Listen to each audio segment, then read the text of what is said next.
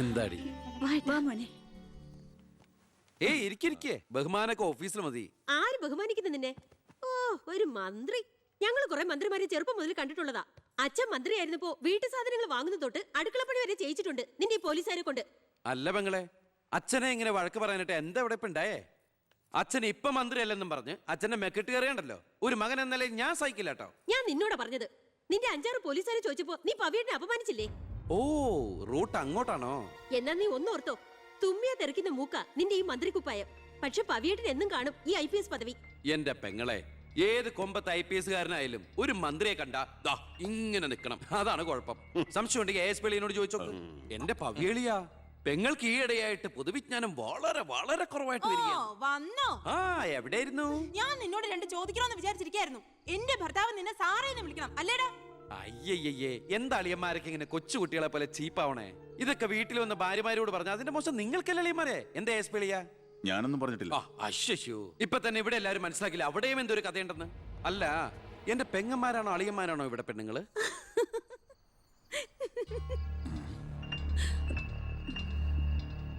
അച്ഛാ, അച്ഛനെങ്കിലും ഒന്ന് പറഞ്ഞു കൊടുത്തൂടെ കുട്ടികൾക്ക് ഓഫീസ് വേറെ വീട് വേറെ എന്ന്?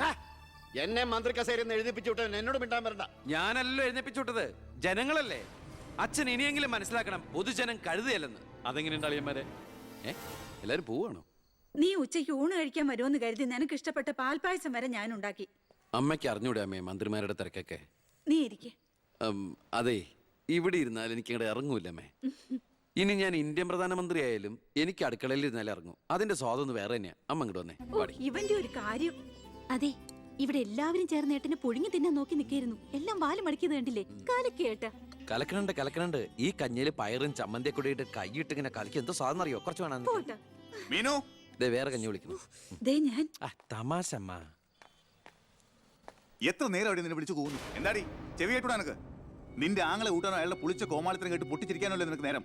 നിന്റെ 2 ചേച്ചിമാരെ കണ്ട് പഠിക്കടി. അവര് ഭർത്താക്കന്മാരെ ശരണം പറഞ്ഞ് ജീവിക്കുന്ന കണ്ടില്ലേ? അതെങ്ങനെയാ? കണ്ണി കണ്ടവരോടൊപ്പം കറങ്ങി നടന്നൊരു വിഴുപ്പിനല്ലേ എന്റെ അല്ലെ കെട്ടിവെച്ചത്? കൊന്നുകളയും ഞാൻ. അറിയില്ല നിനക്കെന്നെ. എന്റെ മനസ്സാരെങ്കിലും വേദനിപ്പിച്ച അത് ഞാൻ നിന്നോട് തീർക്കും. അളിയാ, ഒരു മിനിറ്റ് ഒന്നും വന്നേ. ഞാനെന്തോ പറയണോന്ന് വിചാരിച്ചല്ലോ. കഞ്ഞി കുടിച്ചോണ്ടിരിക്കും. എനിക്കെന്തേലും ദേഷ്യം തോന്നിയ, വിഷമം തോന്നിയ ഞാനത് നേരിട്ട് തീർക്കും. മേലാൽ ഇത് ആവർത്തിക്കരുത്. എന്താടാ അവിടെ ഒരു ശബ്ദം കേട്ടത്? വിഷു ഒക്കെ ആവാറായില്ല അമ്മ. ഞങ്ങൾ വെറുതെ പടക്കം പൊട്ടിച്ച് കളിച്ചാ. ഗുഡ് നൈറ്റ് അളിയാ. അമ്മ ചെന്ന് കഞ്ഞി കുടിക്കേ.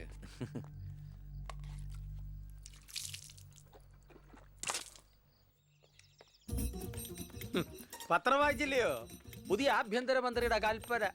വയറ് ഉറയ്ക്കാൻ പോലീസുകാർ രാവിലെ ഓടണമെന്ന്. ഞാൻ പണ്ടേ ഓടാറുണ്ട്. എന്റെ കർത്താവേ, കുതിരയ്ക്ക് വെച്ച കഴുതയ്ക്കും ഉണ്ടോ? എന്റെ ഈശോയെ, ഞാൻ സാറിനല്ല ഉദ്ദേശിച്ച.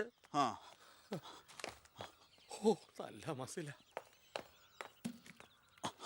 അളിയാ, ഒരു മിനിറ്റ്. അയ്യോ, അതിനല്ല. എന്ത് ചെയ്യാനാ? നിങ്ങളുടെയൊക്കെ കഷ്ടകാലത്തിന് ഞാൻ ഇവിടുത്തെ ആഭ്യന്തരമന്ത്രിയായി പോയി അല്ലേ അളിയാ? അളിയൻ ഇനിയും ഡ്യൂട്ടിക്കിടയിൽ എന്നെ കാണേണ്ടി വരും. എന്നെ സല്യൂട്ട് ചെയ്യേണ്ടിയും വരും. തെറ്റ് കണ്ട ഞാൻ എന്തെങ്കിലും പറയുകയും ചെയ്യും. ആ അരിശം മുഴുവൻ അളിയൻ വന്ന് പെങ്ങളെടുത്ത് തീർക്കും. അത് കണ്ട ഞാൻ തിരിച്ചടിക്കും. അങ്ങനെ അടിയും തിരിച്ചടിയൊക്കെ ആയിട്ട് പോണ്ടതാണോ അളിയ നമ്മുടെ ഈ മാതൃകാ കുടുംബം? ഒന്നുമില്ലെങ്കിലും നമ്മൾ അളിയനും അല്ലേ അളിയ? അതുകൊണ്ട് ഞാൻ ഇരുത്തി ചിന്തിച്ചൊരു തീരുമാനം എടുത്തു. സെൻട്രൽ ഹോം ഡിപ്പാർട്ട്മെന്റിലേക്ക് അളിയനൊരു ട്രാൻസ്ഫർ ഓൺ ഡെപ്യൂട്ടേഷൻ. ഓർഡർ. നാളെ തന്നെ ജോയിൻ ചെയ്യണം. All the best. എങ്ങോട്ട്? ബീഹാറിലേക്ക്. ബീഹാറിലേക്കോ? ബീഹാർ ബെസ്റ്റ് സ്ഥലമാണ് അളിയ. നോ, എനിക്ക് പറ്റില്ല. നിനക്കെന്നെ ശരിക്കും അറിയില്ല. എന്താ അളിയ ഇങ്ങനെ ചില തെണ്ടി പിള്ളേരെ പോലെ? ഇത് ഗവൺമെന്റ് ഓർഡർ അല്ലേ? അത് ഹോം മിനിസ്റ്റർ നേരിട്ട് തരുന്നത്. അനുസരിച്ചേ പറ്റൂ. എന്താ ഇവിടെ? ASP അളിയനെ മന്ത്രി അളിയൻ ബീഹാറിലോട്ട് തട്ടി. മന്ത്രിയുടെ ഭരണപരിഷ്കാരങ്ങൾ കുടുംബത്തും. ബീഹാറിലേക്കോ? ബീഹാർ ബെസ്റ്റ് സ്ഥലമാണമ്മേ. അല്ല, ഈ ബീഹാർ എന്ന് പറയുമ്പോ എടീ, ബീഹാർ ഗംഭീര സ്ഥല. നീ വിഷമിക്കണ്ട, നീ പതുക്കെ പോയാ മതി. പേടിക്കാനൊന്നുമില്ല സാറേ. അവിടെ ചെന്ന് ലല്ലു പ്രസാദുമായി ഒരു ടൈപ്പ് ഉണ്ടാക്കിയാൽ കുശാലല്ലേ കുശാൽ. അയ്യോ ചേടാ, കുടുംബത്തൊരു മന്ത്രി ഉണ്ടായാൽ അതുകൊണ്ട് ഗുണം ഉണ്ടാകേണ്ടത് കുടുംബക്കാർ. അളിയന് വേണോ ഗുണം? അളിയന് ഈ ചിറാപ്പുഞ്ചി എങ്ങനെയാ? ചിറാപ്പുഞ്ചി? ആ, ചിറാപ്പുഞ്ചി ബെസ്റ്റ് സ്ഥലമാണ് അളിയ. അവിടെ IAS കാർക്ക് എന്താ ഡിമാൻഡ് എന്നറിയോ? നമുക്കൊരു കൈ നോക്കിയാലോ? നീ ബ്രേക്ക്ഫാസ്റ്റ് അമ്മ പേടിച്ചു പോയോ? നമുക്ക് അച്ഛനെ നാഗാലാൻഡിലേക്ക് തട്ടിയാലോ? പോടാ അവിടുന്ന്. ഏ?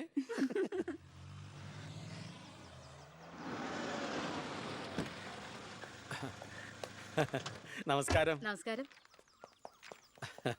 Good morning. Good morning. മനസ്സിലായില്ലേ? മേഴ്സി, മേഴ്സി വർഗീസ്, ഇവിടുത്തെ ഫേമസ് പബ്ലിക് പ്രോസ്റ്റിറ്റ്യൂട്ടാ. പഴയ ജോലിയൊക്കെ നിർത്തി ഇപ്പൊ അച്ഛന്റെ കേസ് മാത്രമേ എടുക്കൂ. കൂടെ കയറിയങ്ങ് പോ. വൃത്തിയിട്ടവനെ, താനാ പറഞ്ഞതിന്റെ അർത്ഥം എനിക്കറിയോ? വേശ്യെന്നാ. ഓ, മാഡം, മാഡം, മാഡം, അറിയാതെ നാ ഒന്ന് പിഴച്ചു പോയതാണ്. മാഡം എന്റെ സ്വന്തം അമ്മയെ പോലെയാണ്, അല്ല, സ്വന്തം ഭാര്യയെ പോലെയാണ്. ഐ! അയ്യോ, പെങ്ങളെ പോലെയാണെന്നാണ് ഞാൻ ഉദ്ദേശിച്ചത്. എന്താ ഇവിടെ ബഹളം? കയ്യും കബളും കൂടെ കൂട്ടിമുട്ടിയതാ. ഓ, ഈ കള്ളനായിരുന്നോ? ഞാൻ കള്ളനല്ല, കള്ളന് കഞ്ഞി വെച്ചു. സെക്യൂരിറ്റി, തൂക്കിയെടുത്ത് പുറത്താക്കണോ ഇവനെ? ഞാൻ ഉദ്ദേശിച്ചത് ഇയാൾ ഒന്നും ഉദ്ദേശിക്കണ്ട. മേലിൽ മുറ്റത്ത് കാലി കുത്തിപ്പോരുത്. ഞാൻ ഈ കാല് Stupid. എന്റെ ഉദ്ദേശങ്ങളൊന്നും പഴയതുപോലെ ഫലിക്കുന്നില്ലല്ലോ. ടൈ. തെളിവുകളും സാക്ഷിമൊഴികളും അനുകൂലമാണെങ്കിൽ പിന്നെ ഒന്നും പേടിക്കാനില്ല. സെൽഫോൺ ഒരു പ്രധാനപ്പെട്ട തെളിവല്ല. അതിലേക്ക് ആർക്ക് വേണമെങ്കിലും വിളിക്കാം, തിരിച്ചും വിളിക്കാം. പക്ഷേ ശാരിയുടെ സാക്ഷിമൊഴി പ്രധാനമാണ്. അതിലൂടെ മാത്രമേ വെട്ടൂർ ശിവനും ഈ കൊലയും തമ്മിലുള്ള ബന്ധം വാദിഭാഗത്തിന് തെളിയിക്കാൻ പറ്റൂ. ഈ വെട്ടൂർ ശിവൻ നിരപരാധിയാണെങ്കിൽ അച്ഛനും നിരപരാധിയാണ് അല്ലേ മാഡം? അതെ. അപ്പോ എങ്ങനെയും ശാരിയുടെ മൊഴി നമുക്ക് അനുകൂലമാക്കണം. അച്ഛൻ ആ കുട്ടിയോടൊന്ന് സംസാരിച്ച. ഓ, ഇവിടുത്തെ പഴയ ബാല്യക്കാരുടെ മോളാ അവള്. ഇനി ഞാൻ അവളെ കാല് പിടിക്കണം എന്ന് പറഞ്ഞാ? അച്ഛാ, ഇപ്പൊ ആവശ്യം നമ്മുടെതാ. അവൾ അനുസരിക്കും.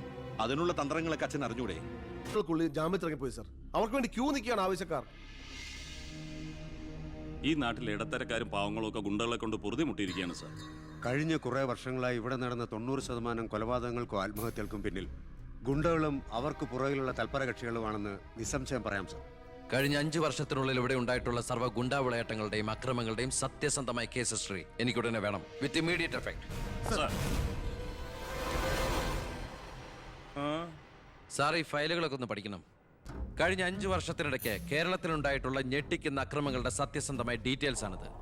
300-ലേറെ കൊലപാതകങ്ങൾ, 2000-ലേറെ ആത്മഹത്യകൾ, 3000-ലേറെ ആത്മഹത്യാ ശ്രമങ്ങൾ, അക്രമങ്ങളിൽ അംഗമംഗം വന്നവർ 6000-ലേറെ. എന്നിട്ടോ ബന്ധപ്പെട്ട കേസുകളിൽ ശിക്ഷിക്കപ്പെട്ടത് വെറും 12 പേർ. വ്യക്തമായ തെളിവുകളോ സാക്ഷിമൊഴികളോ ഇല്ലാതെ രക്ഷപ്പെട്ടവർ 650-ലേറെ. ഇനിയും പോലീസിന് കണ്ടുപിടിക്കാൻ പറ്റാത്ത കേസുകൾ 100-ലേറെ. ഇതൊക്കെ ആ അവറാച്ചനും അതിനു മുമ്പ് പ്രതിപക്ഷവും ഭരിച്ചിരുന്നപ്പോഴാ. സാർ, മറ്റുള്ളവരുടെ മേൽ പഴിചാരി രക്ഷപ്പെടാനുള്ള തന്ത്രമല്ല ഇപ്പോൾ ആവശ്യം. ഞാനിപ്പോ എന്താ ചെയ്യണ്ടേ? ഇതൊക്കെ അന്വേഷിക്കേണ്ട ചുമതല പോലീസിനല്ലേ? സമയമുണ്ടെങ്കിൽ താൻ തന്നെ പോലീസിനെ കൊണ്ട് അന്വേഷിപ്പിക്കടോ. താങ്ക് യു സാർ, ഈ പെർമിഷൻ മാത്രം മതി. നിക്ക്, ഞാനൊരു ആവേശത്തിന് പറഞ്ഞു എന്ന് വെച്ച് എന്താ തന്റെ ഉദ്ദേശം? സാർ, ഞാൻ പറഞ്ഞില്ലേ ഈ അക്രമങ്ങളുടെ എല്ലാം പിന്നിൽ ഗുണ്ടകളാണെന്ന്. അതൊക്കെ ആർക്കും അറിയാൻ പാടില്ലാത്തത്. എങ്കിൽ പിന്നെ ഈ ഗുണ്ടാവിളാട്ടം നമുക്ക് അങ്ങ് അവസാനിപ്പിച്ചൂടെ സാർ? ഈ നാട് നന്നാവണമെങ്കിൽ, ജനങ്ങൾക്ക് പേടി കൂടാതെ ജീവിക്കണമെങ്കിൽ കേരളത്തിൽ അടിയന്തരമായി ഗുണ്ട ആക്ട് നടപ്പാക്കിയേ പറ്റൂ. അതെ സാർ, നമ്മുടെ അയൽ സംസ്ഥാനത്തെ മുഖ്യമന്ത്രി ആക്ട് നടപ്പാക്കിയില്ലേ? എടോ, അവരൊരു സ്ത്രീയാ, അവർക്ക് എന്തു ആകാം. അവരെ തൊട്ടാൽ പീഡനം, സ്ത്രീ പീഡനം. എന്നെ തട്ടിയാ എന്റെ കുടുംബത്തിന് പോയി. സാർ, സാറിന് ഒരു പോറൽ പോലും സംഭവിക്കില്ല. ഇതിപ്പോ പോറലല്ലോ, ഓട്ടയല്ലേ വീഴാൻ പോണത്. ഓട്ട ഈ വെടിയുണ്ടിയും കത്തിയൊക്കെ കയറുമ്പോണ്ടാവണം ഓട്ട. സാർ, ഞാൻ പറയുന്ന താൻ എന്ത് പറഞ്ഞാലും ഞാൻ സമ്മതിക്കില്ല. ഇതൊക്കെ തനിക്ക് മുൻപരിചയം ഇല്ലാത്തോണ്ട് തോന്നുന്നു മണ്ടത്തരാ. എങ്കിൽ പിന്നെ സാർ ഒരു കാര്യം ചെയ്യും, മുൻപരിച്ചുള്ള ആരെങ്കിലും വെച്ച സാർ അങ്ങോട്ട് ഭരിച്ചോ. ഞാൻ രാജിവെക്കാൻ പോവാ. നീ എനിക്ക് ഹാർട്ട് അറ്റാക്ക് ഉണ്ടാക്കുന്ന വർത്താനം പറയരുത്. നീ രാജിവെച്ച് പോയാ എന്റെ മന്ത്രിസഭ മൂക്കൂത്തി വീഴില്ലേ? എങ്കിൽ എന്റെ വഴിക്ക് വരേണ്ടി വരും. നീ പറയണേല് കാര്യമുണ്ടെന്ന് എനിക്കറിയാം, പക്ഷെ നിനക്കൊരു കാര്യം അറിയില്ല. ഇവിടുത്തെ എല്ലാ രാഷ്ട്രീയ പാർട്ടികളുടെയും നിത്യോപയോഗ സാധനങ്ങളിൽ ഒന്നാണ് ഈ ഗുണ്ടകൾ. അതുകൊണ്ട് ഭരണകക്ഷിയും പ്രതിപക്ഷവും ഇതിന് സമ്മതിക്കില്ല. ഈ ബില്ല് നിയമസഭയിൽ പാസ്സാവൂല. അറിയാം സാർ, ആദ്യം നമുക്ക് മന്ത്രിസഭ കൂടി തീരുമാനിക്കാം. ഗവർണറെ കൊണ്ട് സ്പെഷ്യൽ ഓർഡിനൻസ് പുറപ്പെടുവിച്ച് ഈ ഗുണ്ട ആക്ട് നടപ്പിലാക്കാം. എന്നിട്ട് 6 മാസത്തിനുള്ളിൽ നമുക്ക് നിയമസഭയിൽ പാസ്സാക്കിയെടുത്താൽ മതി. ആ 6 മാസം മതി എനിക്ക് കേരളത്തിലെ സർവ്വ ഗുണ്ടായുസം തുടച്ചു നീക്കാൻ.